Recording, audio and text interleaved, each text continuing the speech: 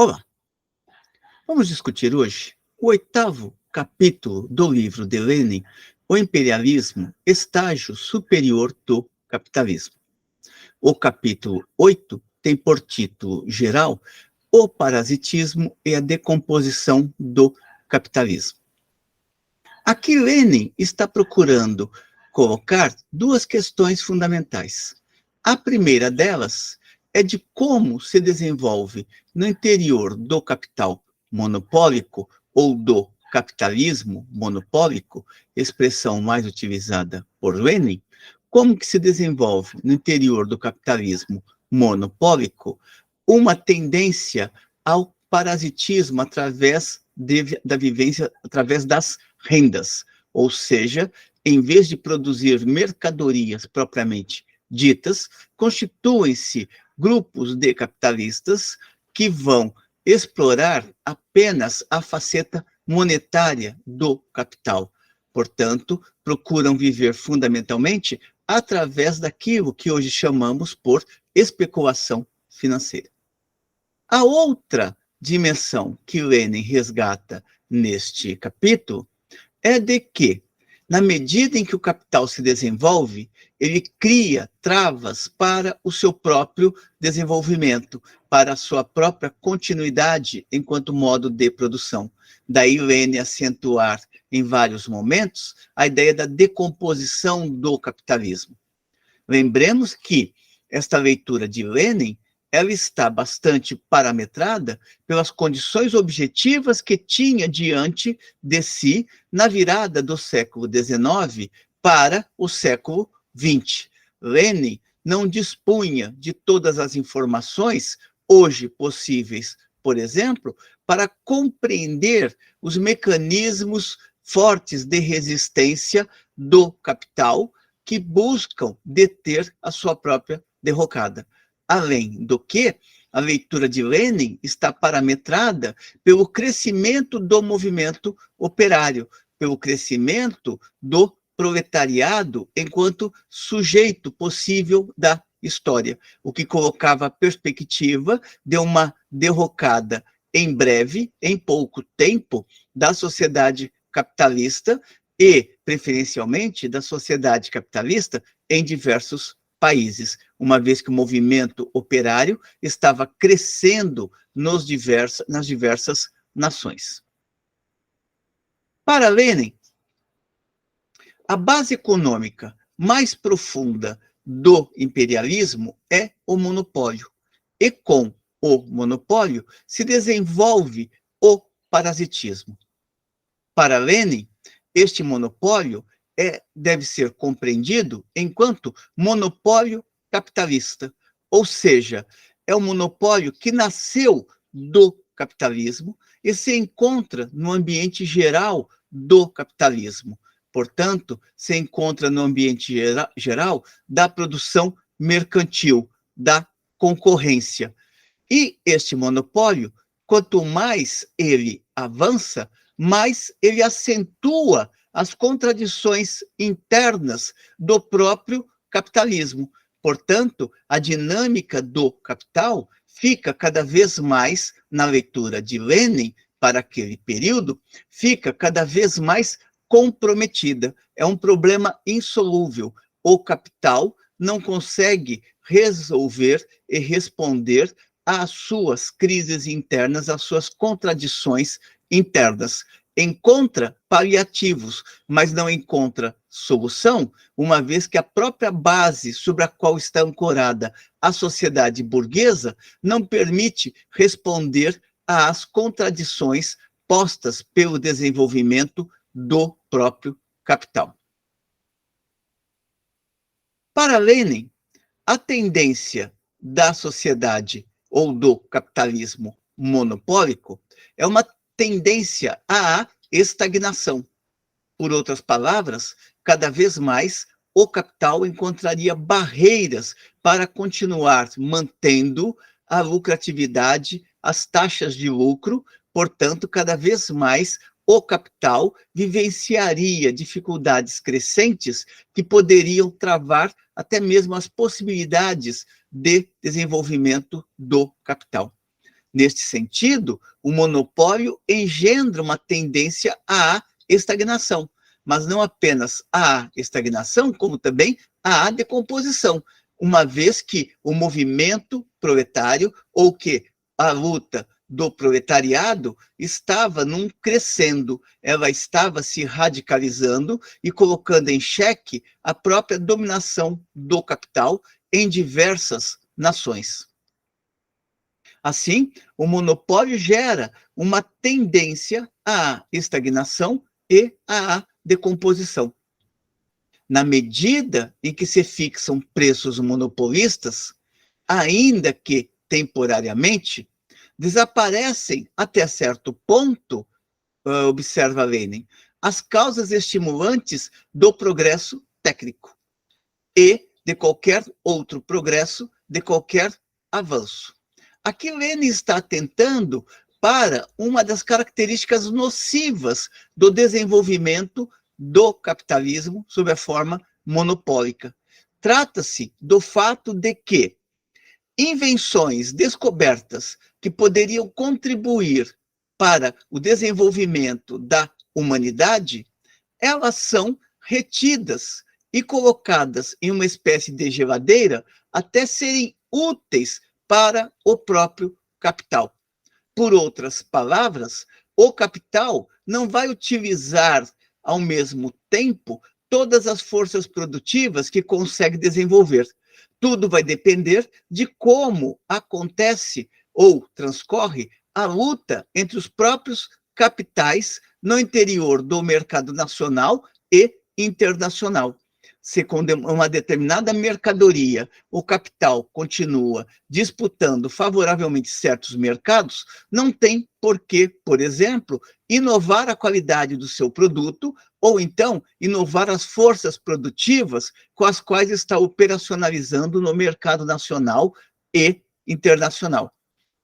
Observa neste sentido, Lenin, que abre-se a possibilidade econômica de conter artificialmente o progresso técnico. Significa o quê? A técnica existe, mas ela necessariamente não será utilizada de imediato por um determinado capital de um determinado ramo de atividade.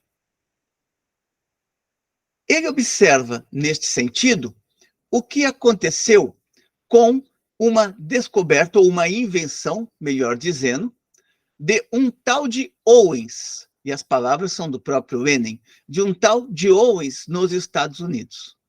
Dirá ele, nos Estados Unidos, um tal de Owens inventou uma máquina que provocou uma revolução na fabricação de garrafas.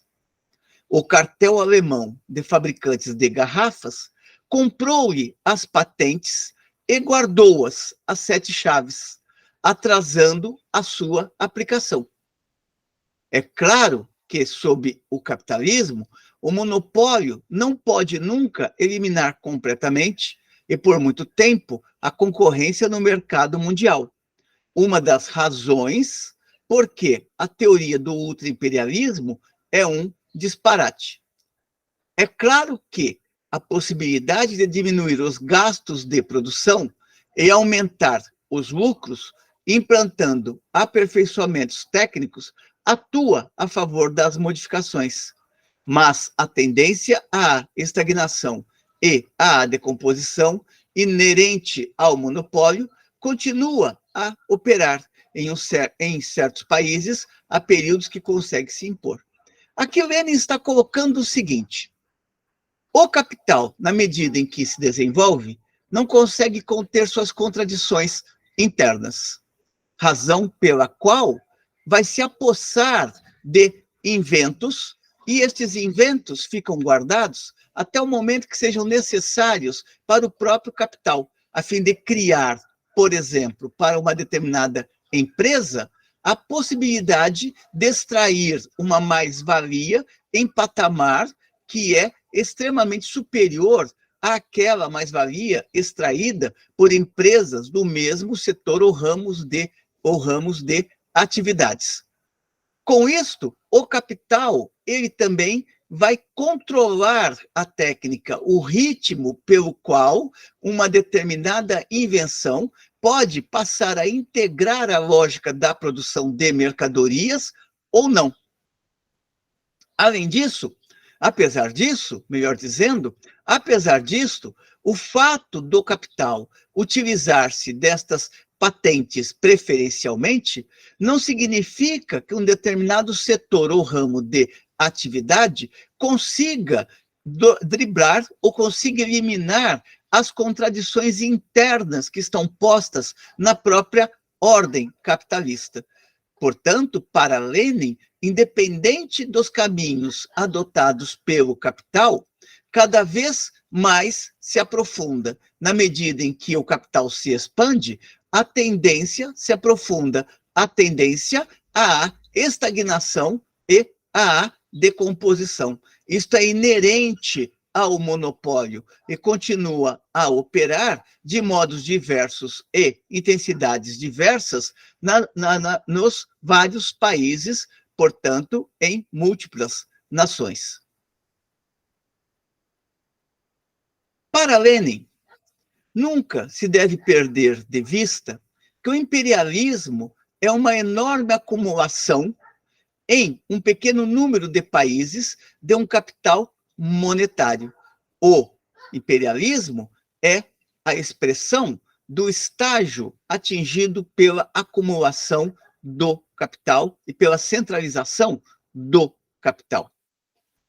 Neste processo de expansão do capital monopólico, surge uma determinada camada de rentistas, ou seja, pessoas que vivem do corte de cupons, individualidades que não participam diretamente de nada que produz uma empresa, não participam de nada em nenhuma empresa. A exportação de capital, portanto, ela se intensifica, assim como se intensifica a atividade dos rentistas, aquilo que poderíamos chamar hoje de especuladores do mercado ou investidores do mercado. A exportação de capital, observa Lenin, é uma das bases econômicas mais essenciais do imperialismo, e ela acentua o surgimento desta camada de rentistas e a desconexão entre esta camada dos rentistas e aquela que está voltada à produção propriamente dita. Os rentistas imprimem ao capitalismo, na sua fase monopólica, a marca do parasitismo.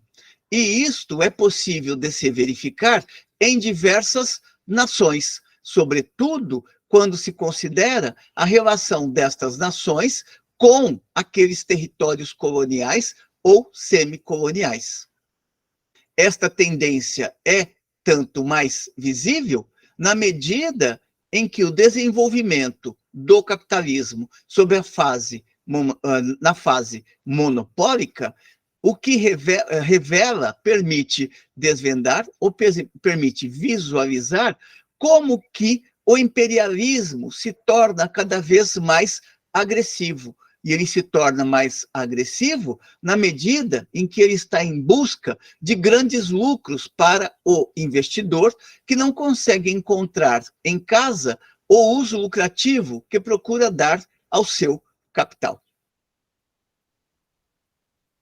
Desse modo, não é estranho ou mesmo impróprio falar na presença, na fase do capital monopólico, do Estado rentista ou Estado usurário. Este se torna esta expressão vai se tornando cada vez mais, e com justeza, observa Lenin, de uso recorrente na literatura econômica sobre o imperialismo, sobretudo quando se considera o monopólio da economia mundial por algumas nações e a tendência também a se instituir uma dupla forma de Estado, de um lado, um punhado de estados usurários. Significa o quê? Países economicamente fortes que emprestam dinheiro para outras nações. E, de outro lado, uma maioria gigantesca de estados devedores, ou seja, de estados endividados, que pegam dinheiro daqueles países do polo desenvolvido para desenvolverem as suas estruturas nacionais, mas que, no entanto, ficam endividados e, portanto, com uma dívida externa permanente. Para Lenin, o Estado rentista é o estado do capitalismo parasitário e em decomposição. E essa circunstância não pode deixar de se refletir tanto em todas as condições políticas e sociais dos países respectivos em geral, quanto nas duas tendências fundamentais do movimento operário em particular.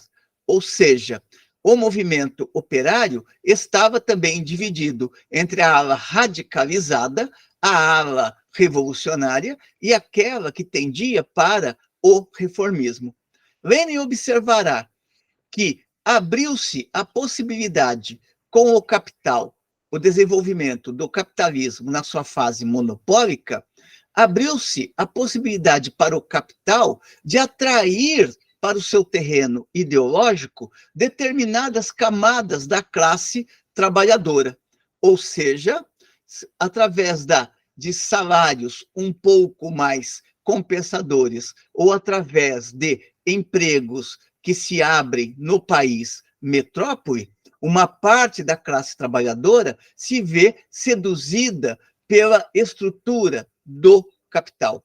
Isto não elimina, contudo, a estrutura parasitária do capitalismo, uma vez que os benefícios recolhidos pelos trabalhadores do país matriz nada mais são do que os lucros exorbitantes que foram sugados dos países que se encontram na condição de colônias ou de semicolônias. Portanto, daqueles países que se encontram economicamente e, por vezes, politicamente subordinados à dinâmica do capital hegemônico. Lenin observa que uma das fontes que viabiliza um dos caminhos que torna possível esta incorporação de parte do proletariado à lógica do capital, ou parte do proletariado ficando seduzido pela lógica do capital, decorre do fato de que esta política parasitária do capital consegue sugar riquezas de outros territórios e repassar parte destas riquezas para os trabalhadores do país matriz, do país mãe. Nesse sentido, ele cita, por exemplo, as observações de John Hobson, que vai sempre atenta em seu livro O Imperialismo, para como que cada vez mais o que se torna rentável para um determinado país é a exportação de capitais e não a produção de mercadorias propriamente ditas. Sobretudo, a possibilidade de explorar aqueles terrenos coloniais, aqueles territórios coloniais e semicoloniais. A conclusão disto, observa Hobson e também apoia Lenin, é a formação de uma nova aristocracia financeira. Lenin reforça, neste capítulo, que o imperialismo significa a partilha do mundo e a exploração.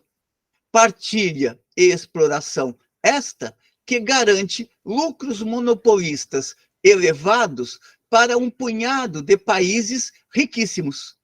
E isto, por sua vez, gera a possibilidade econômica de subornar as camadas superiores do proletariado e, assim, alimenta, forma e fortalece o oportunismo no interior da classe trabalhadora.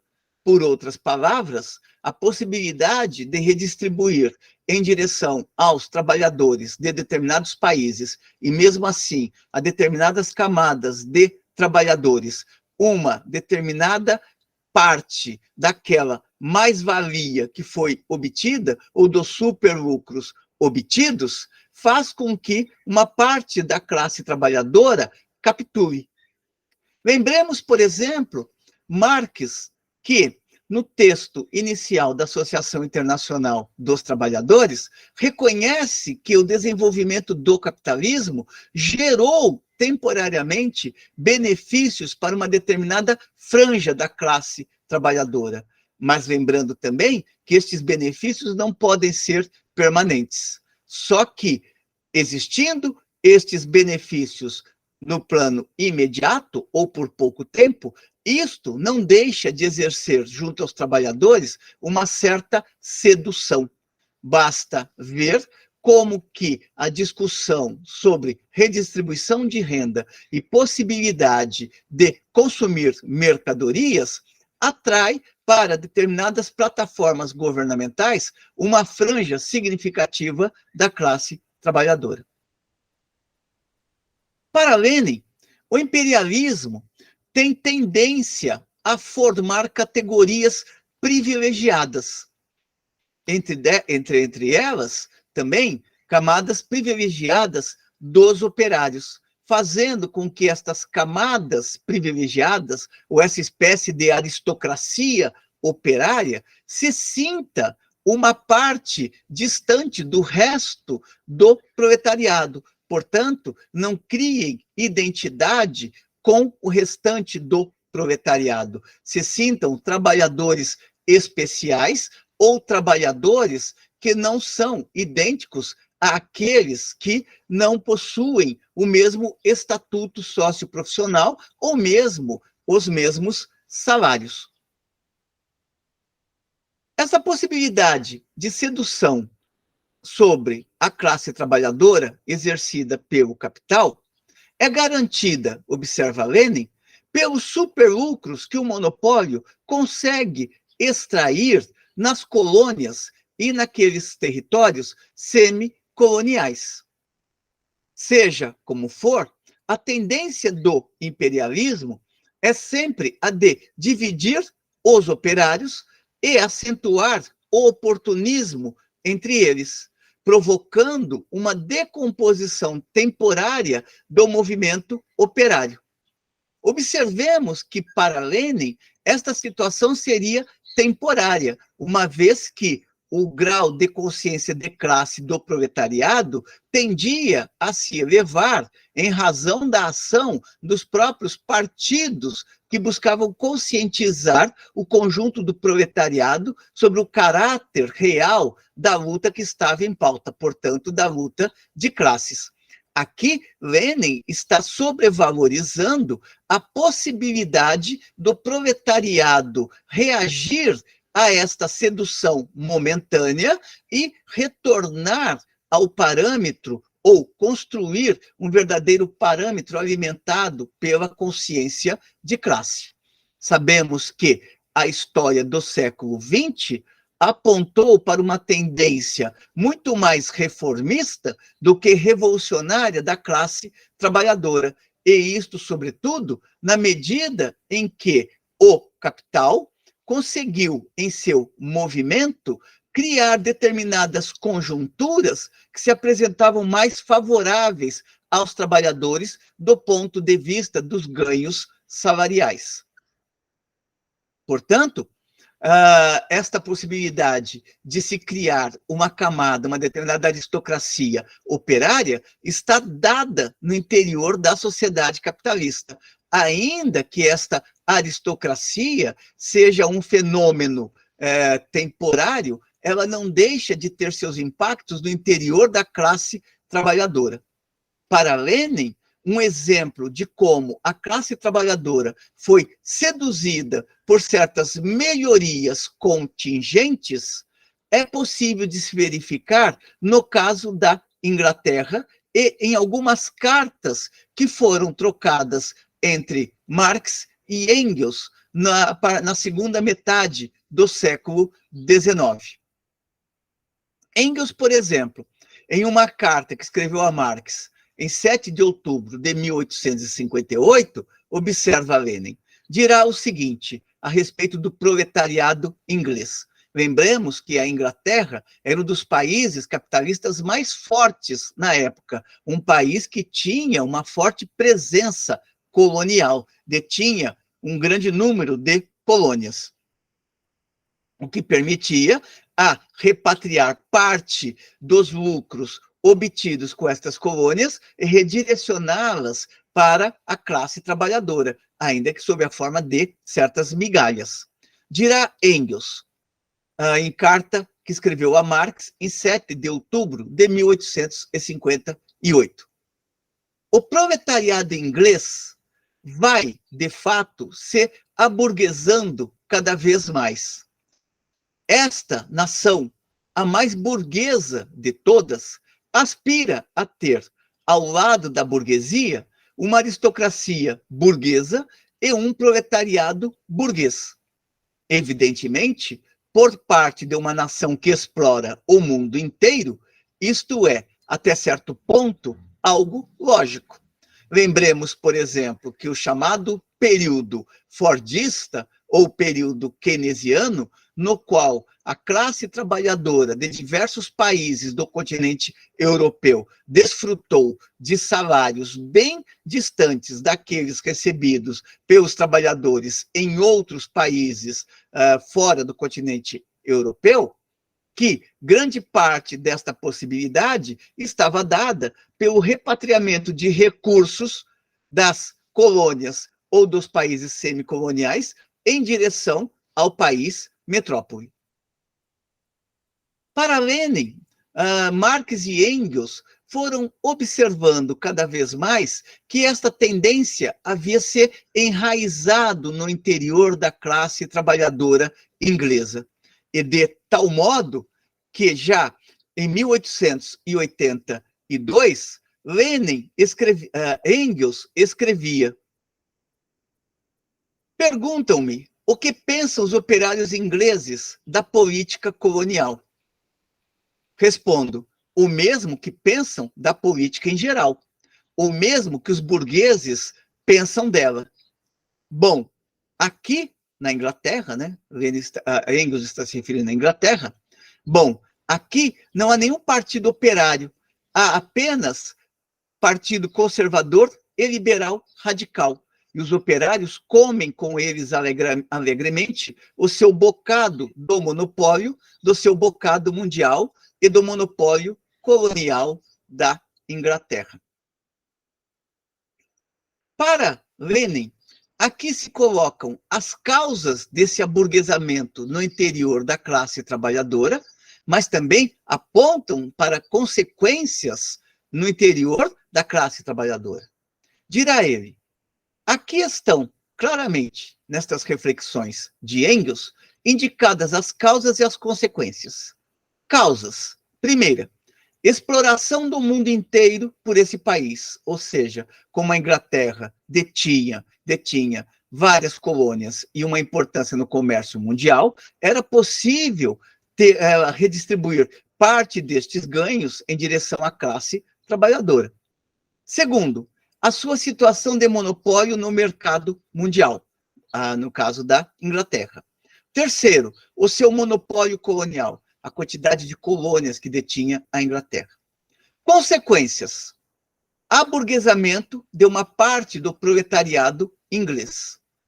Segunda consequência, uma parte deste proletariado permite que a burguesia a dirija.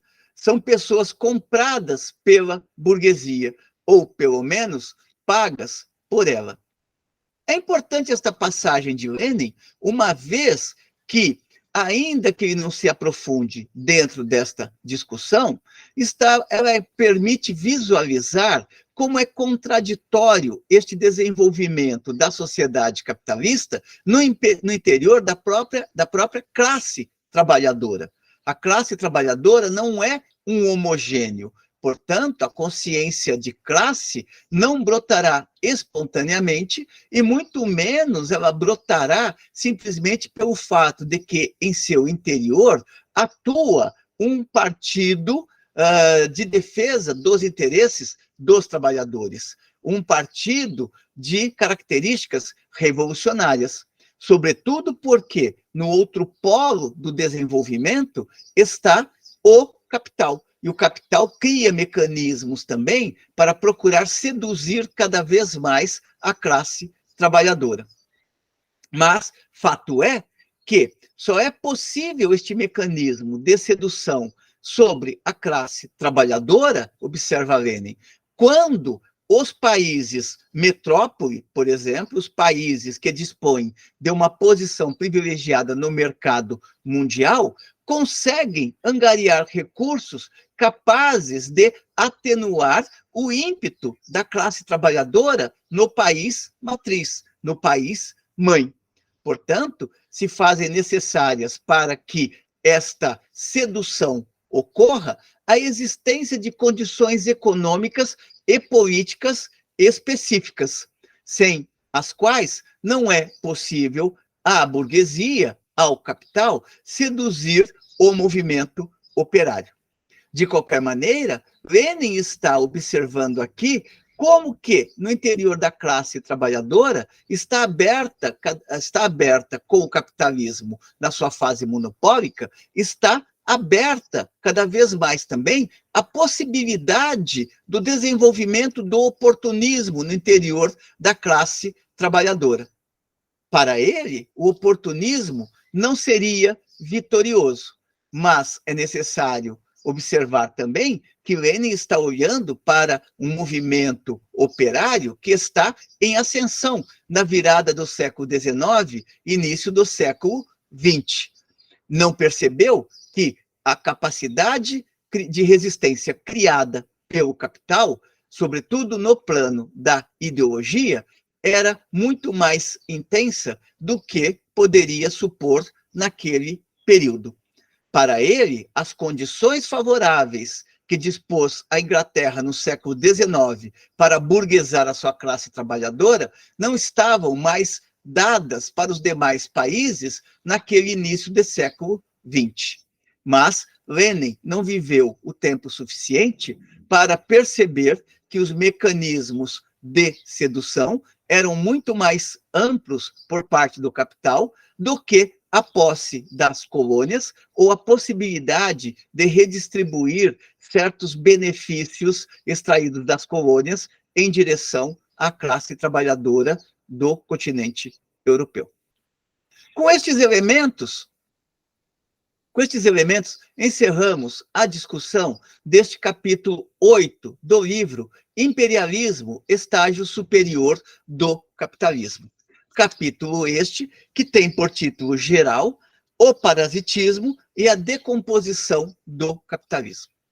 Espero que tenham gostado da discussão. Como sempre, encaminhem suas considerações positivas ou negativas e, de nossa parte, continuaremos aqui resgatando estes importantes textos que nos permitem compreender um pouco o capitalismo contemporâneo e mesmo problemas que atravessam o interior da reflexão dos teóricos, da reflexão apresentada por teóricos que estão no leque do comunismo revolucionário, como é o caso de Lenin.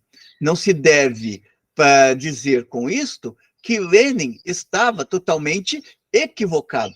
Devemos considerar que Lenin está olhando para uma situação concreta, uma conjuntura concreta, e é à luz desta estrutura e conjuntura concreta que ele está extraindo certas conclusões dentro do campo das possibilidades que estavam abertas. É isso por hoje. Até uma próxima e nos vemos em breve.